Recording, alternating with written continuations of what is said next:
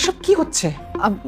মা তুমি তো সবসময় বিসিএস পাস ছেলে চাও, আমার কাছে বেশি ইম্পর্টেন্ট হচ্ছে ভালো একটা মানুষ।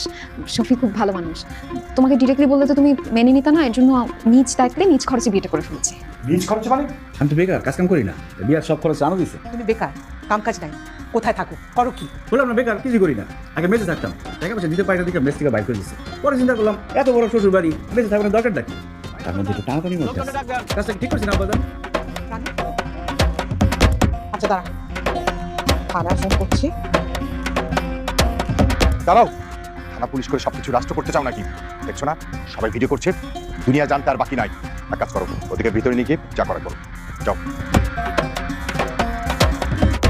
গেল ওদের ভিতরে ঢুকা, তারপরে তাড়াতাড়ি গেটটা বন্ধ করে দিবি। আসো ভিতরে আসো। এই যে মা তোমার সাথে এরকম ব্যবহার করলো, কি সব আজে বাজে কথা বললো? এটাই তো হওয়ার ছিল, এটা তো স্বাভাবিক। না, তোমাকে এরকম কি বলে ফেলাটা উচিত হয় নাই। আমি যে কেন হঠাৎ করে বিয়ে করতে চাইলাম, এরকম ইম্পালসিভ একটা ডিসিশন নিয়ে নিলাম। সীমাহীন পাগলামি না থাকলে ভালোবাসা হয় না। আমি তো সব ভাইবা চিন্তায় আসছি, সমস্যা কোথায়? হ্যাঁ, কিন্তু আমার মনে হয় না মা শেষ অবধি তোমাকে মেনে নেবে। শেষ অব্দির কথা বাদ দাও, এখন অব্দি যে তোমার মা মাথাটা ঠান্ডা হয়ে যাবে, তখন আমার কষ্ট লজ্জা এটা যে পাবো এটাও কিন্তু ঠিক। কারণ আমি তো তোমার এখানে বসি। ঝগড়া করার জন্য আগে থেকে প্রিপারেশন নিয়ে রাখতে হবে। আচ্ছা তুমি এমন কেন? তুমি যেমনটা চাইছো। চা খাবা? না, পান খামো।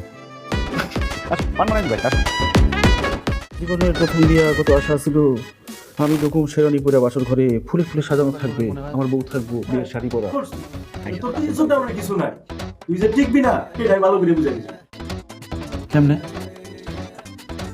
তোর যদি স্বীকৃতি দিত তাহলে কি তোর দানার রূপ রাখতো? দিতাম, কিন্তু কেমনে যা করবো এটাই আমার মাথায় ঢুকতেছে না। দে সেটা দে, পায়ে লাগে দিয়ে আছে ব্যাস না। ভাই আর কিছু লাগলে কোয়েন, ওজোর পানি, টয়লেটের পানি লাগবে। ইম্পর্টেন্ট কোনো কথা? হ্যাঁ, তোকে কিছু কথা বলবো বলে নিয়ে এসেছি। কি ব্যাপার বাবা, কোনো সমস্যা? না, সমস্যা নেই, সব ঠিকঠাক আছে। কিন্তু মা, ইদানিং অনেক বেশি একা একা লাগে। নাগরিক জীবন আর আমার ভালো লাগে না, ওরা একদম বন্ধ হয়ে আসছে। রাস্তায় খেলে ফিরে যেতে মন চাই।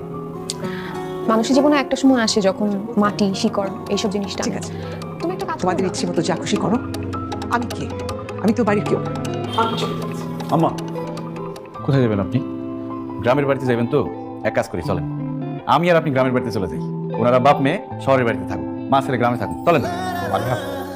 আসলে আমি এই কথাগুলো তোমাকে বলার সাহস পাইনি। একটাবার বলে দেখতে পারতে, এই নাটক করার কি দরকার ছিল? ছেলেটার সাথে কত খারাপ ব্যবহার করেছে।